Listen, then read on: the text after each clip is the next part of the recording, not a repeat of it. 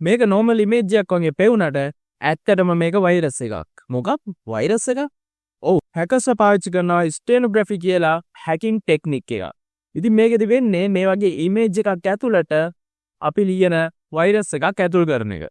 ඉතින් මේක සාමාන්‍ය image එකක් වගේ පෙවුනට ඇත්තටම මේක ඇතුලේ තියෙන වෛරස් එකක්. ඉතින් ඒ වගේම තමයි මේ වෛරස් එක අපි phishing email එකක් මාර්ගෙන් හරි වෙනත් ක්‍රමයකින් victim ට යවුවොත් එහෙම ඒ victim මේක download කරගත්තට පස්සේ මේක automatically මේ script එක run වෙනවා. එතනදී hacker ට අවශ්‍ය වුණ විදියට malware එක සාර්ථක විදියට install වෙනවා.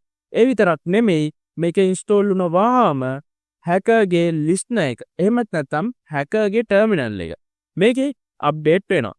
ඉතින් මේ malware එක ලියලා තියෙන විදිය අනුව ඔයාගේ device එක access කරන්න hacker ට පුළුවන් වෙනවා. ඉතින් මේකෙන් වැළකෙන්න නම් ඔයා හොඳ virus guard එකක් use කරන්න. ඒ වගේම unknown emails වල එන attachment open කරන්න යන්න එපා. මේ වගේ ethical hacking videos ඔයාලට තවදුරටත් බලන්න ඕන නම් මාව follow කරන්න.